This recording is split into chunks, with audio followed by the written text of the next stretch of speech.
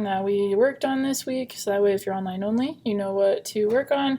And if you're in person but you missed class, you can figure out what you missed out on. So everything that we did this week can be found in the modules, including like some lesson stuff, but I'll go over it just in case.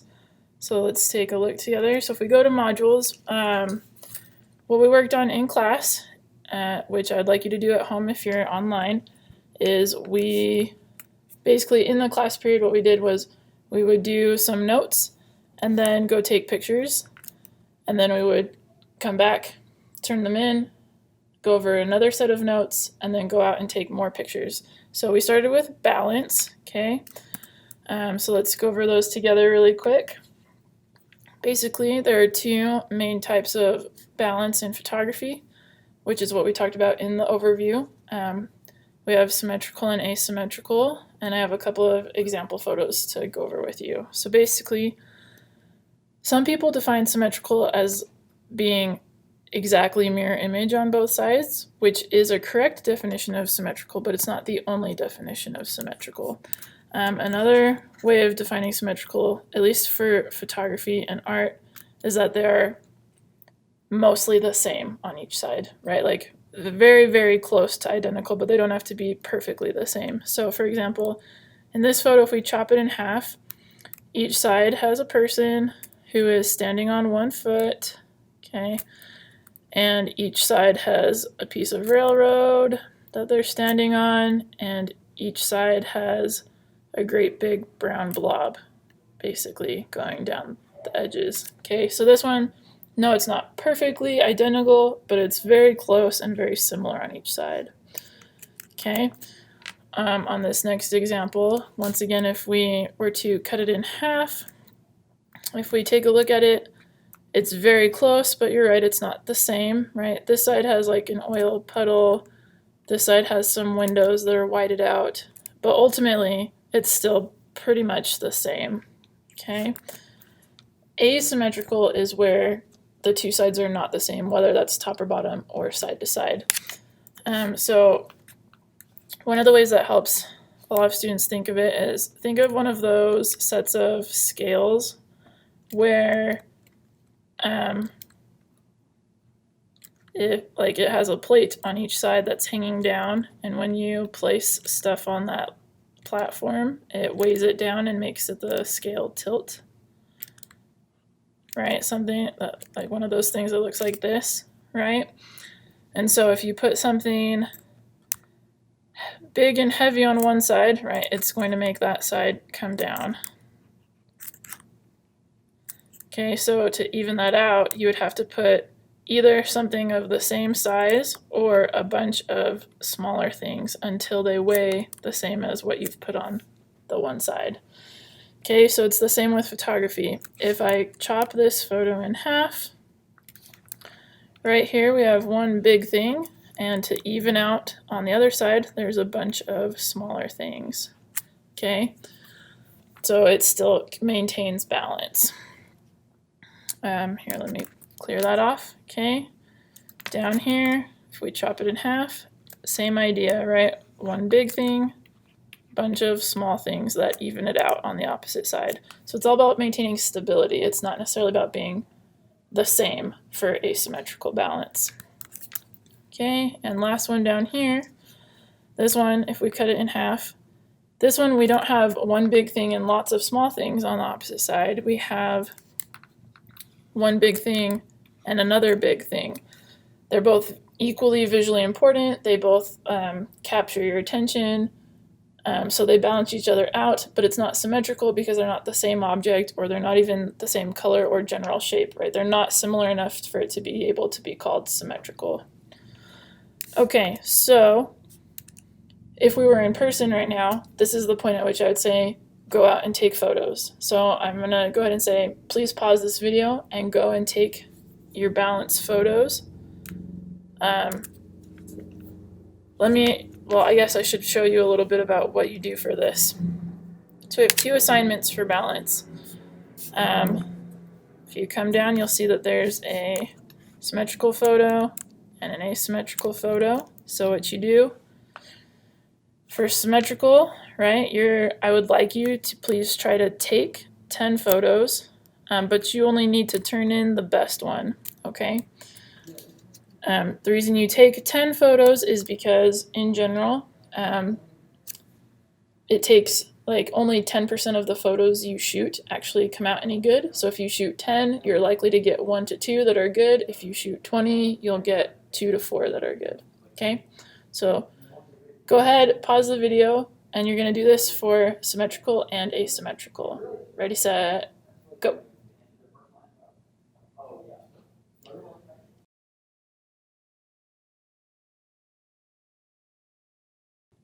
I had to record the rest of this video the next day, so it looked different today. Alright, so we just finished our symmetrical balance photo and our asymmetrical balance photo. So now let's go over contrast. Alright, so contrast is basically the amount of difference between the different tones in your photograph. So high contrast means there's a large amount of difference between them, and low contrast means that the tones are similar, etc. Okay, so in a black and white photograph, contrast is going to describe the amount of difference between the light and the dark areas. In color photography, it's going to apply to how much the colors stand out against each other, how much they fight for your attention. So contrast with color, we're going to look at a color wheel right now. If you've taken painting or drawing with Mr. Lines, you've probably been exposed to the color wheel before. If not, no worries. Basically, colors that are on opposite sides of this circle from each other, they are considered what's called complementary colors. Okay, complementary, it's just like it's the art word for opposite. So instead of saying opposite colors, we call them complementary colors. So for example, purple and yellow are complementary because they're on opposite sides of this wheel. Analogous colors is a word we use to describe colors that are side by side, who are like next door neighbors on this circle. So that's analogous and then complementary. Okay, this photo, if you were to ignore the sky, you might say, if you were to cover up the sky on this photo, you'd say, oh, this just got blue and light blue and dark blue and green. So that's analogous because blue and green are side by side on the color wheel.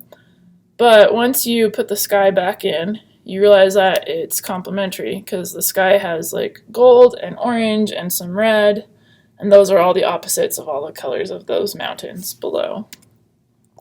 Okay, with this photo, we've got red and green and black. Red and green are complementary colors, so they're opposites. That's why the leaves and the apples are just they look even more vibrant. Like, it's not just because the background is black that they look vibrant. They're even more vibrant because they're fighting you for attention because they're opposite colors. They're complementary. Here's another example of complementary with blue and orange. In this one, part of what makes the colors feel more vibrant and pop more is because we have sort of all one color, and then there's one spot that has the complementary color. And because it's firstly different from the whole rest of the image, and then secondly because it's complementary, it makes that blue just very, very strong, very eye-catching. Okay, here's an example of analogous with yellow, orange, and sort of brown colors. Here's another analogous of yellow and orange and brown. Okay, here's analogous but with green and blue and gray.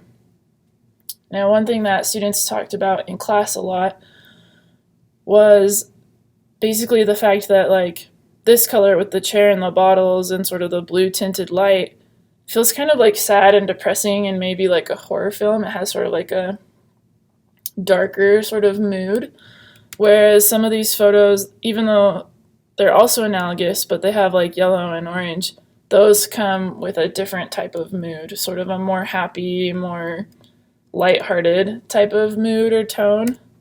So you're going to want to keep color in mind when you're doing your photographs, because the type, like regardless of whether you're using complementary colors or analogous colors, it's going to affect the mood of your photo depending on what you use. Okay, this one has color contrast, but not because of any complementary colors. It has color contrast because everything is pretty much all the same, and then you have just this one spot that's like really vibrant and a completely like just super different from the whole rest of the image, and so it draws your attention. So that's part of contrast, is drawing attention. Okay, contrast with light and dark. So in our overview video, we mostly looked at black and white photos, but now we're going to sort of look through color photos and whether they have enough light and dark contrast, because you have highlights and shadows even in a color image, right? Even in this video, right? This side of my video has a bunch of like darker shadows, like right here, and then this side has highlights, especially on my face and like on the handles of my closet thing, right? So there's highlights and shadows in everything.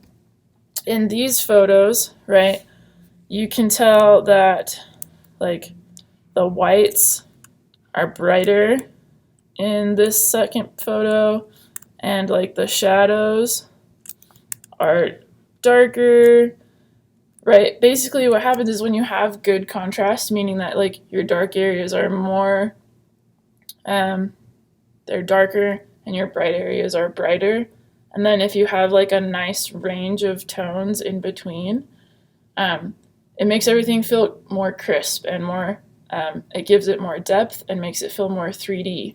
When you don't have enough variation in your tone quality, in your lights and darks, it makes your photo feel kind of flat and bleh. Okay, here, and I'm going to grab something to help really quick.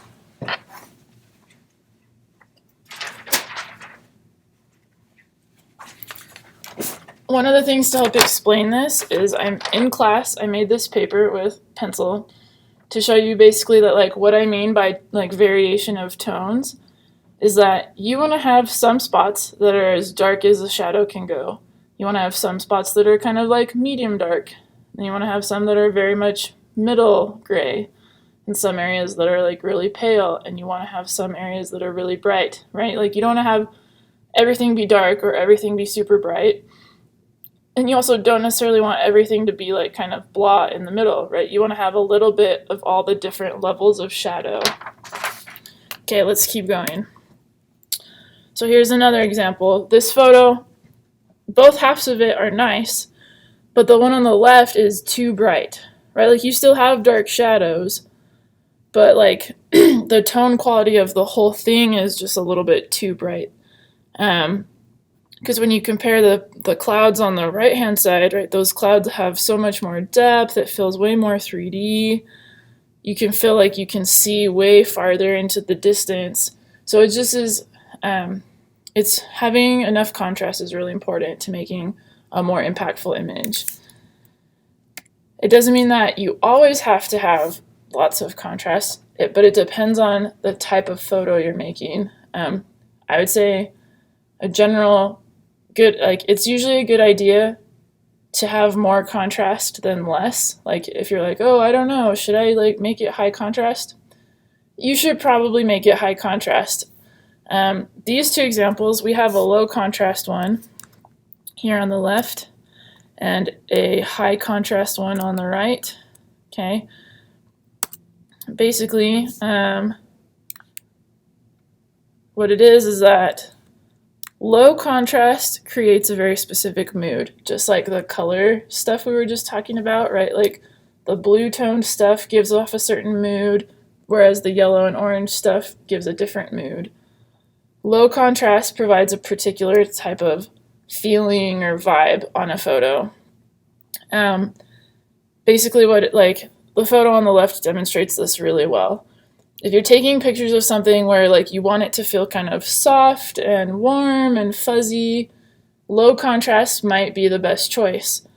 But if you want something to feel sort of like impactful or important, you're going to want to try and have a better range of contrast, like a more high contrast photo.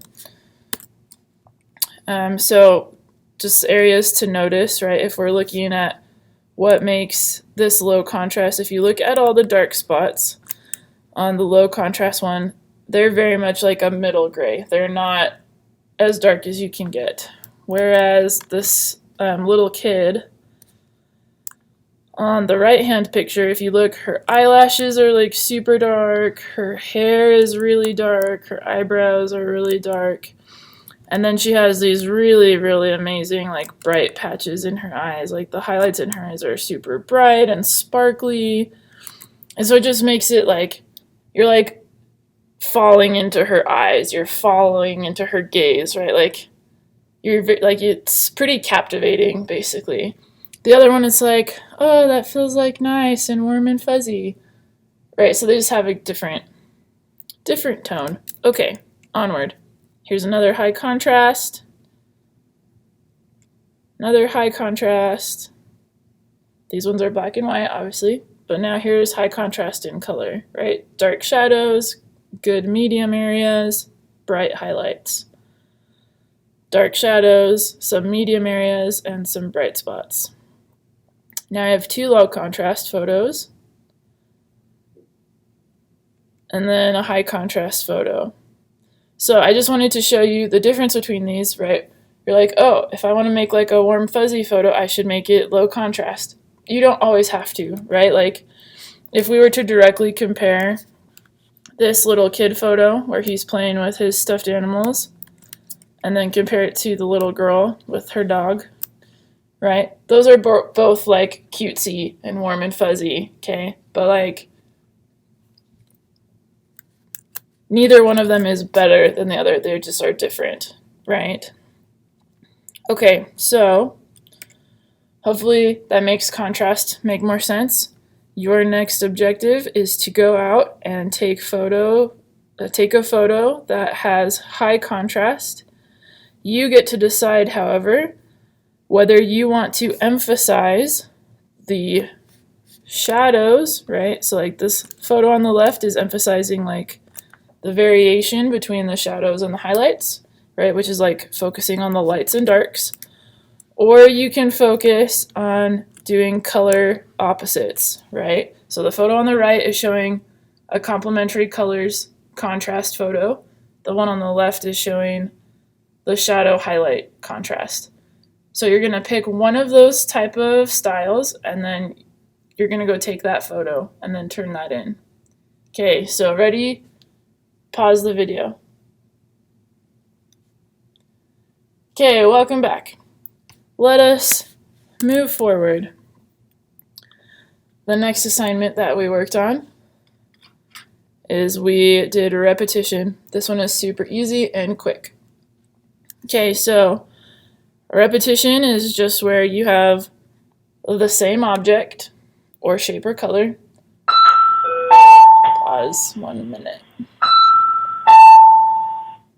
You have an element that's being repeated over and over and over. So, for example, in these photos, we have a fence and then a railroad. Basically, a railroad is just a fence that's lying down and has rails on it. Okay, here are two other ones using columns and doorways and windows. I really like this bike spoke, like the wheel spokes. I think that's pretty cool looking. Then you have another one with windows for repetition. And then we have people who are all wearing like the same outfit. And then we have like staples in a telephone pole. So as you can see, there's lots of different ways to do repetition. But basically, repetition is a tool we use a lot in photography to create what's called leading lines, where basically if the things are all in a line, it creates a line through your photo, and then it helps to draw people's eye to different parts of the photo. So that one's really easy.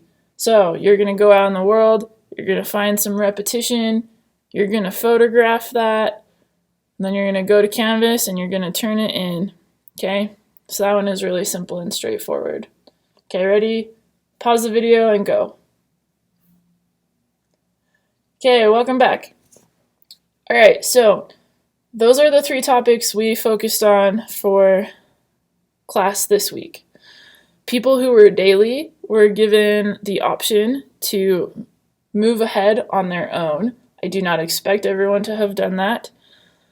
So if you want to keep moving forward because you're having a good time, you may look through the space notes and do the negative space photo. You can look through the movement and leading lines notes and do the leading lines photo and the rule of thirds photo if you want. However, I am not going to cover these in class until next week, so don't stress out. There will be class time for these as well. I was just trying to give the option to the daily people so that way they weren't sitting around bored. Okay, if you have questions or you're unsure of anything, please message me. I'm happy to help you. And if you don't know how to turn something in or you're getting stuck, please let me know. I will try and get you what you need to get your work turned in. All right. Have a good weekend. Bye.